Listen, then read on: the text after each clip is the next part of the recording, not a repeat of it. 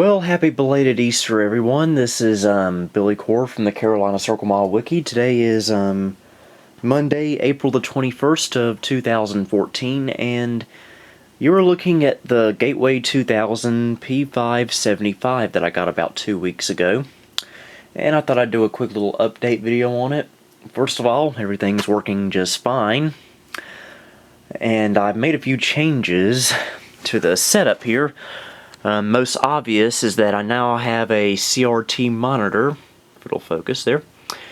It's a 1996 model Dell, based on which uses a Sony Trinitron display in it, which is really nice.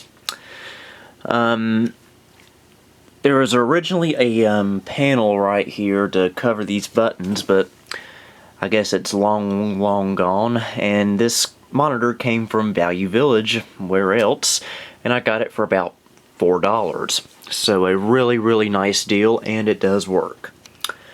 You can also see right here, I added the 5¼ inch floppy drive from the Packard Bell Legend 1510 Supreme because I figured it would make a little bit more sense in a computer like this. And the biggest change I made, which was just today, believe it or not, I added a CF card to IDE slot adapter, just like I have in my 822 and my 1510. And it works perfectly. I'm using a 2 GB CF card by Transcend. And we will now demonstrate it booting up. So now again, the power button is very finicky, especially since today when I took the front panel off to clean out some of the dust, and it's even finickier than before, so this may take several tries. Okay, come on. Okay, that did it.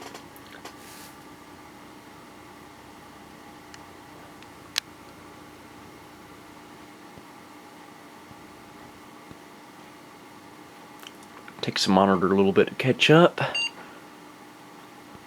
See, it picked up the 5¼ inch floppy drive. And we're booting into MS-DOS 6.22.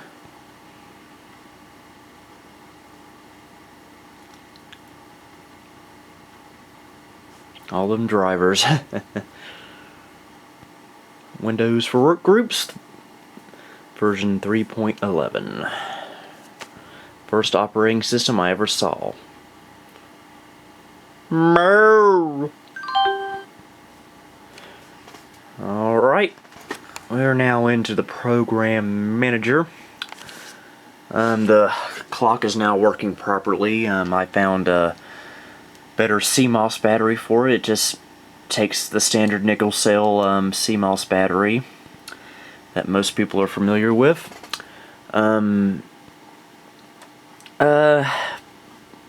Not much new on the software end. This is obviously a new drive I'm using. This is the original hard drive that came in it. It's a Western Digital Caviar 2100, 1 GB model.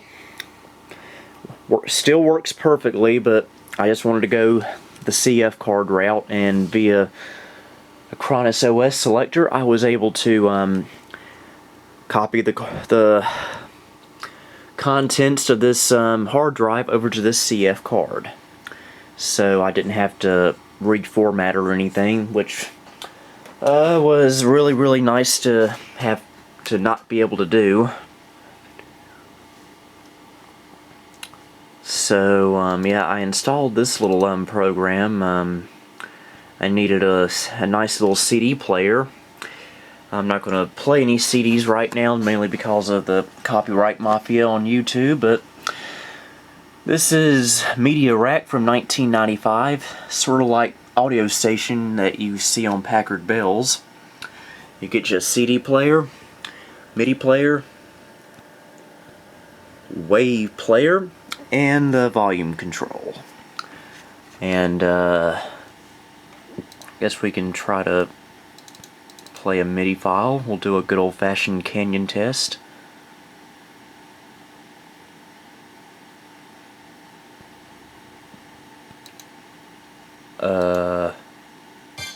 Okay, I don't know what that was, but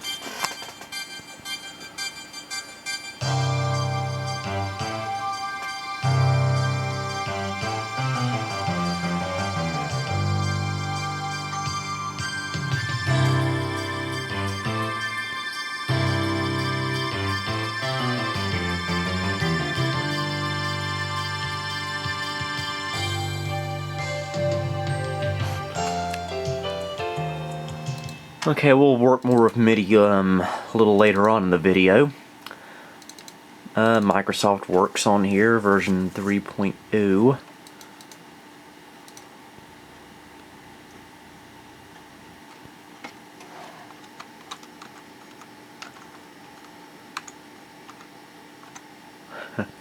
Blah blah.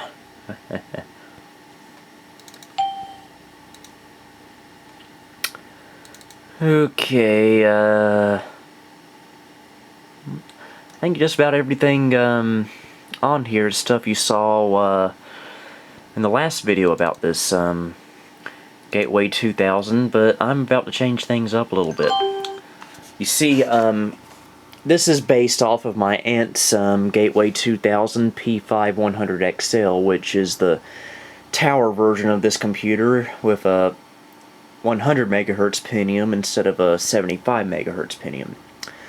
And in early 1996, she made the upgrade from Windows for Workgroups 3.11 to Windows 95.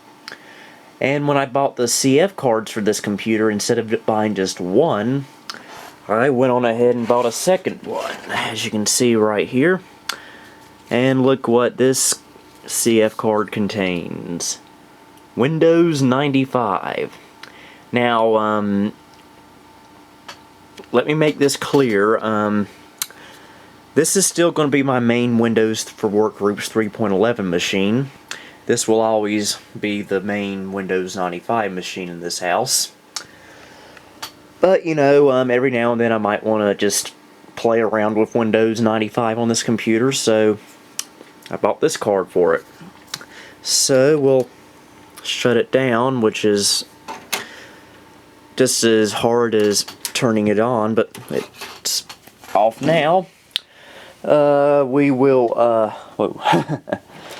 Go back in here and eject the Windows 3.1 CF card.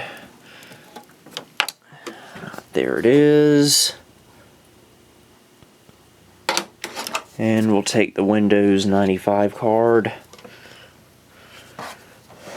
Let's see if we can pop it in here. Okay, I found the slot. Just gotta figure out. There's a right and a wrong way for this to go in, and we got it the right way. Okay, now let's power it back on, if it will let us. Wow, that was easy. Again, takes a little while for the monitor to kick in.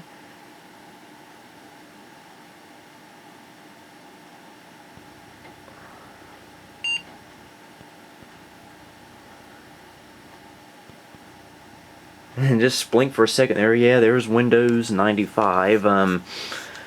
I went with Windows 95 OSR2. And it's running Microsoft Plus.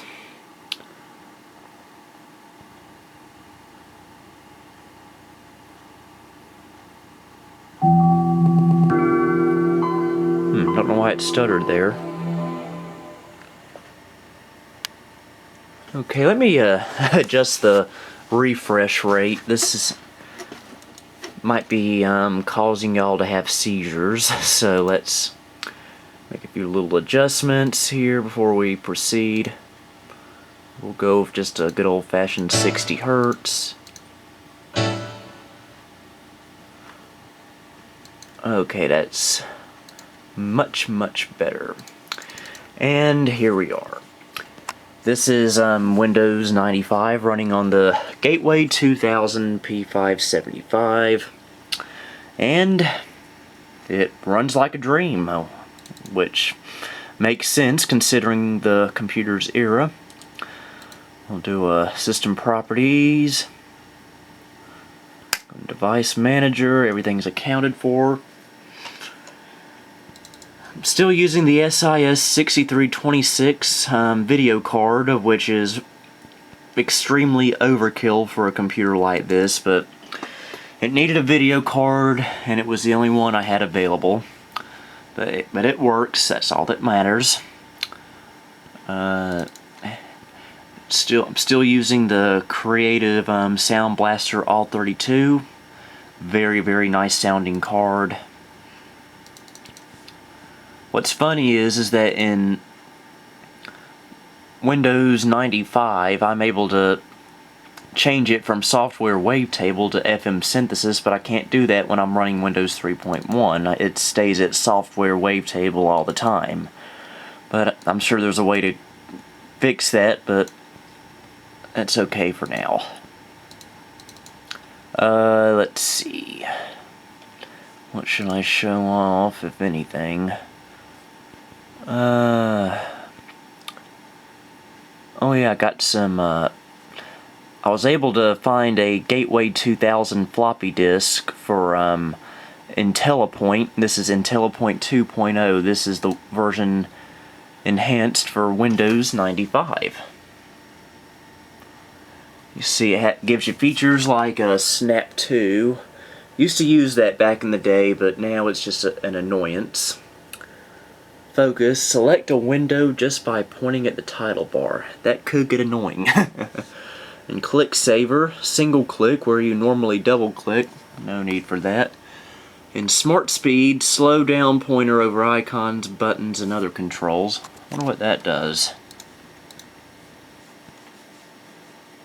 Let's just see here.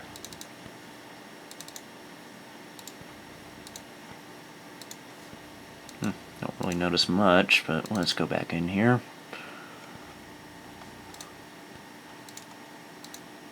And you get a good amount of special pointers, like the animated. That's just for hourglasses. Entertainment, that's a little cumbersome if you ask me. Yay, food! And why, may I ask, is the main cursor a corn?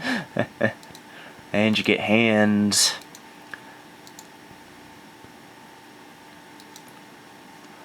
Large, which is a little too large if you ask me.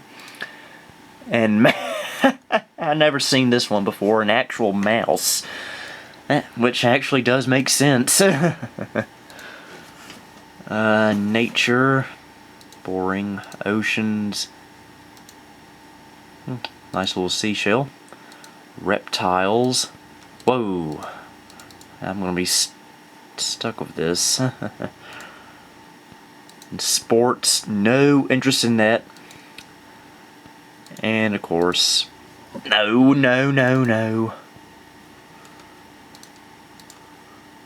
Windows Standard. Just go back to good old-fashioned cursors. Actually, I think I'll go with a little larger cursor there.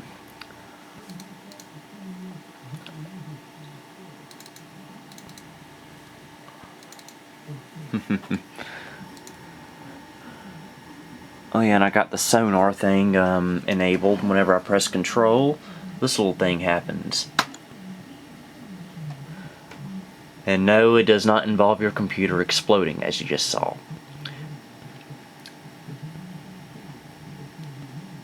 Yeah, I wouldn't mind. You see, this is the mouse I'm using with this, which is perfect for a computer like this. A good old-fashioned Microsoft mouse from the mid-90s. this is enhanced for. And at some point, mostly just for collection's sake, I wouldn't mind finding one of those Microsoft Home mouses, which are really nice to have. Productivity and odometer. Now this may be interesting. I'm just going to turn that on and see what happens there. Set orientation. I might try that later. I have no wheel on this mouse. And yeah, that's IntelliPoint 2.0. Go tell your children that exists. They'll want to know that. Don't know why, but oh well. Let's play a little bit of Asteroids.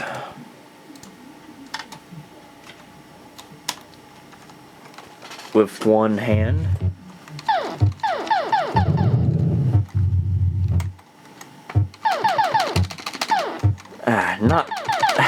This is not working very well now, is it?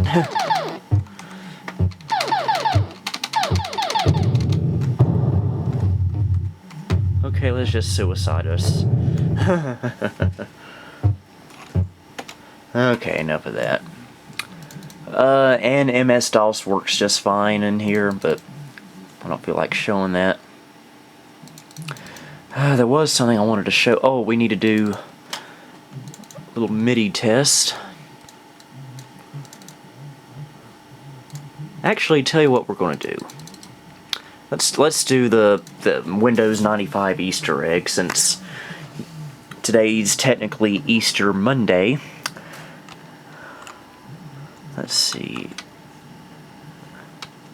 And now the moment. It's been a while since I've done this. You've all been waiting for. I have a feeling I'm getting this wrong. We proudly present for your viewing pleasure. Ugh. Allergies. The Windows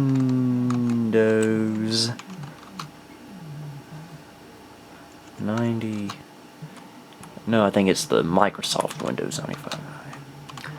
Microsoft Windows 95 product team exclamation mark. Oh, I got it right.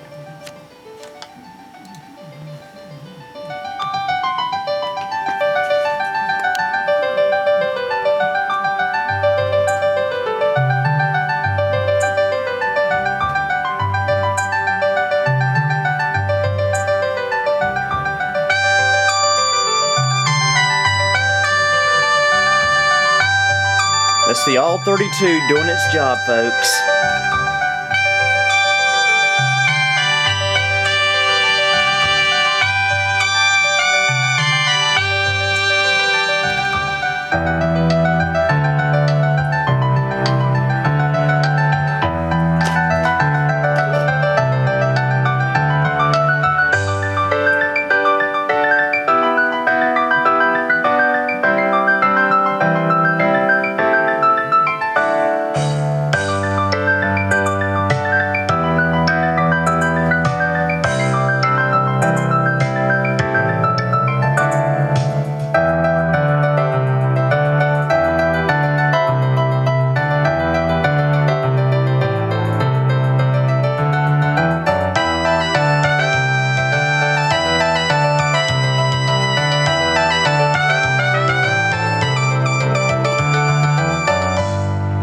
Oh yeah.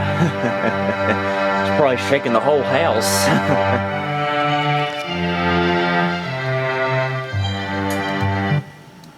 Just get rid of that for now. And yeah, there anything else I wanted to show? Oh, I think that's about all I have to show for now. I'll definitely be doing more videos about this computer. I'm just drawing blanks right now.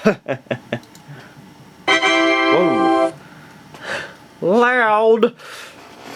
Alright, and it's now safe to turn off your computer, so for now, this is Billy Core signing off on April the 21st of 2014. Let's see if we can shut this down without killing ourselves or the computer.